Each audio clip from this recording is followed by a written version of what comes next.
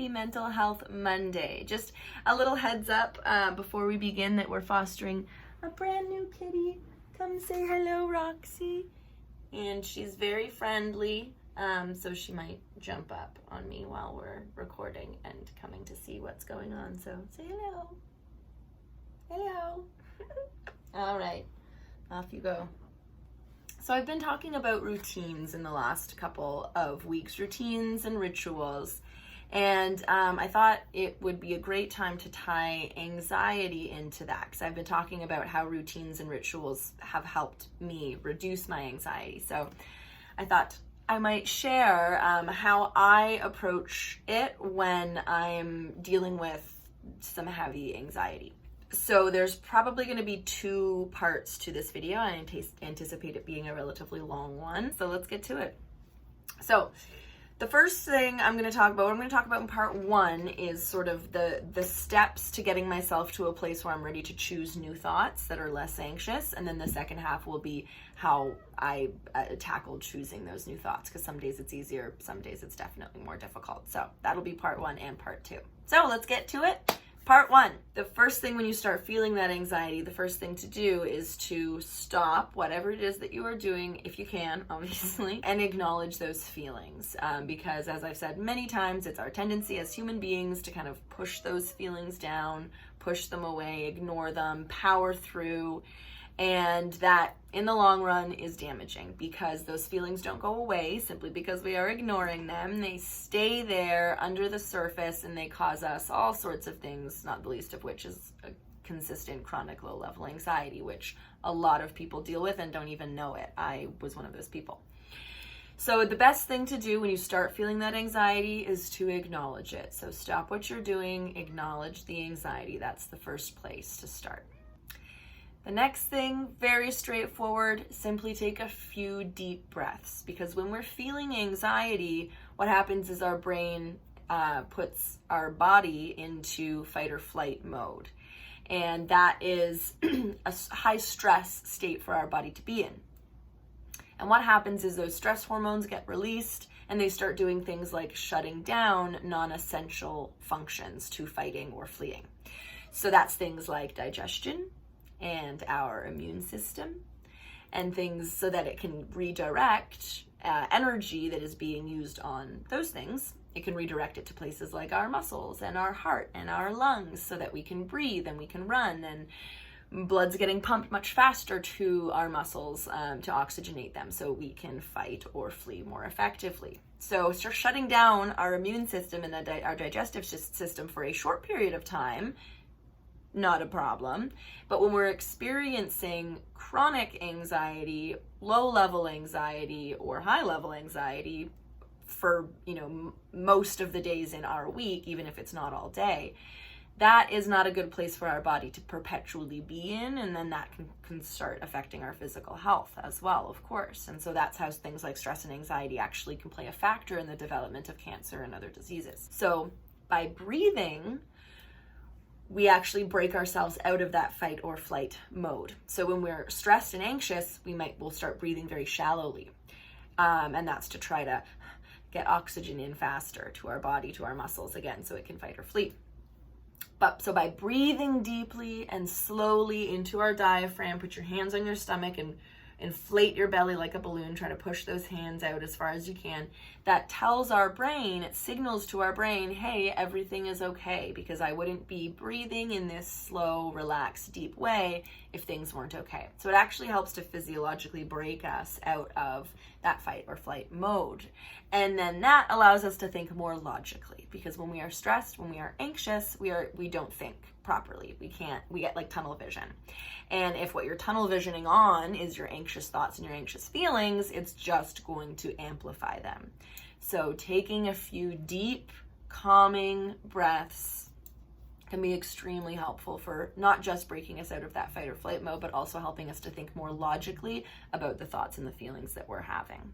So the next thing to do, as soon as possible and immediately if possible, the best thing to do is to take some time right away to think about where these feelings are coming from and where their root is, if you can, because it's going to make it much easier to address that anxiety and start thinking more positive thoughts instead, when we know what those thoughts are really about, where they're coming from.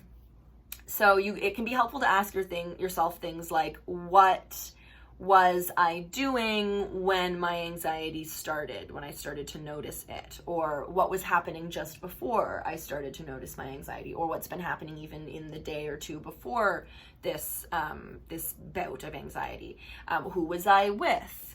Was I at a specific place? Because then you can start pinpointing which things trigger that anxiety for you if it's a specific time of day. Like for me, as I said, it's the morning. Be it the morning, the start of my day is always very triggering to me. And if you feel that way too, it's absolutely a valid way to feel. It can seem so out of left field sometimes because we don't have anything going on in our day upcoming that should be causing us anxiety. But I think for me, what started out as an absolutely normal work day became the day that I was diagnosed with cancer. And if a normal day like that can turn into the worst day of my life, then what's to say that any day couldn't potentially be, the worst day of my life, or something awful is going to happen in it. So that, I think, for me, is where just that general morning anxiety comes from.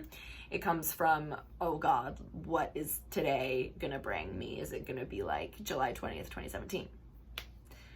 So in the morning, to try to pinpoint where those thoughts are coming from, if it's just sort of a general anxiety about nothing specific, or if it is about something specific in the day, I try to determine that. So I will, in that moment, think through what it is I have to do that day, or what it is that I'm wanting to do that day, and to see if it's anything specific, a specific event or appointment or task that I have that's causing me that anxiety. It just makes it a little bit easier to reverse that negative, anxious thinking when we know where it's coming from and what's causing it. So that's the third thing to do. That's to take some time, if you can, right then and there, or as soon as you can, to think about, where is that anxiety coming from? Where is it rooted? Now, this isn't something you have to do, but the fourth thing on that list that I sometimes do, especially if I'm having trouble pinpointing what's causing the emotion, is to name the emotions. So is it just anxiety, or is it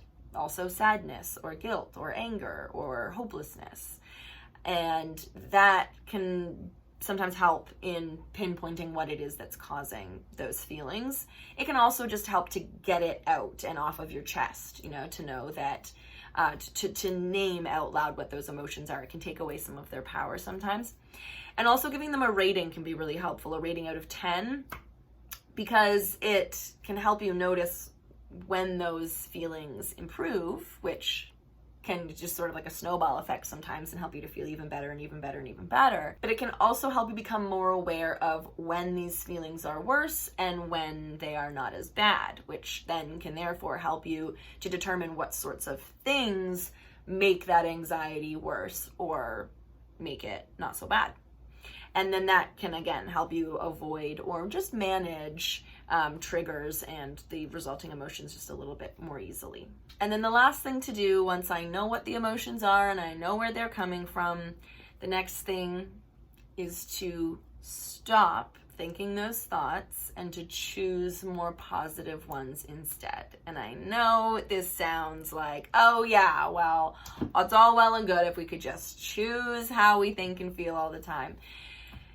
But what I have learned is that through my cancer experience and really having to deal with so many of these emotions to figure out how to live long term with these emotions, is that we actually have a lot more control over our thoughts and our feelings than we think that we do, because the thoughts that we think are entirely within our control.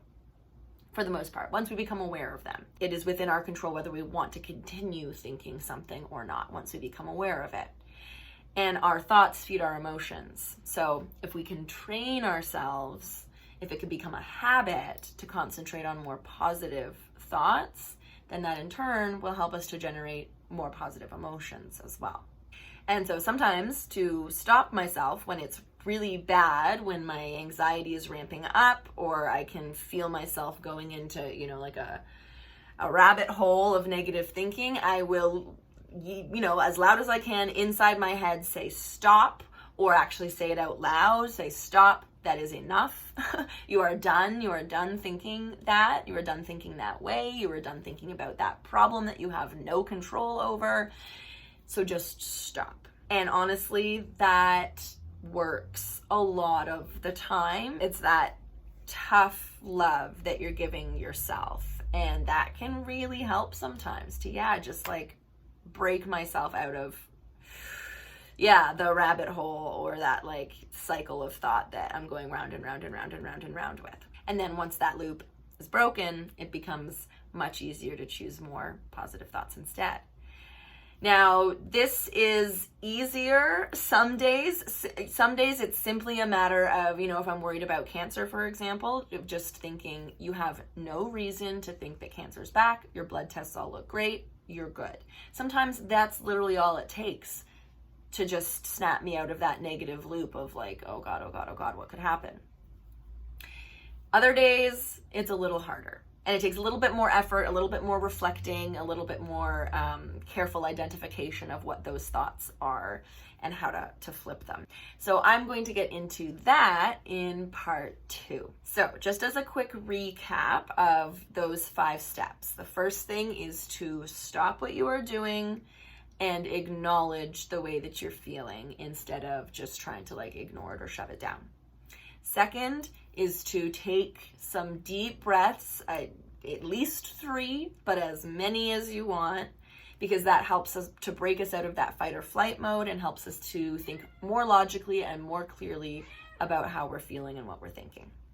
The third thing is to take some time to think about, right then and there if possible, but as soon as possible if not, where the root of those feelings and those thoughts is. Because it's just going to make it a whole lot easier to stop them and reverse them if you know what they're really about and where they're really coming from. The fourth thing that can be helpful for some people, but you don't have to do, is to name the emotions. Is it just anxiety? Is it something additional to that, like sadness or anger? And then to give them a rating, because again, it helps you track or keep track of when things start to get better, which can be really beneficial, but also helps you to determine some of the things that could be triggers for you so that you can avoid them or help to mitigate the effects when they're unavoidable. And then the final step is to stop those negative thoughts. The most effective way I have found is simply by telling myself stop, or that is enough, and then choosing to think more positive or to focus on more positive thoughts and feelings instead. So again, I'll get into my process next week for how I tackle picking new thoughts, because it sounds like just pick new thoughts, but some days it is as easy as just choosing a new thought. Some days it's a little bit harder. So next week I'll get into what to do when it's a little bit harder. So I hope you guys find that helpful. Feel free to, change up anything. It's all with mental and emotional health. It's all about finding the things that work for you. I know, kitty. Sorry, you can hear her in the background. But with mental and emotional health, it's all about finding what works for you personally. It's a very personal thing, of course. And so take this as a starting place. Throw out what you don't like. Add in other stuff that you do like. And tailor it to your own personal needs.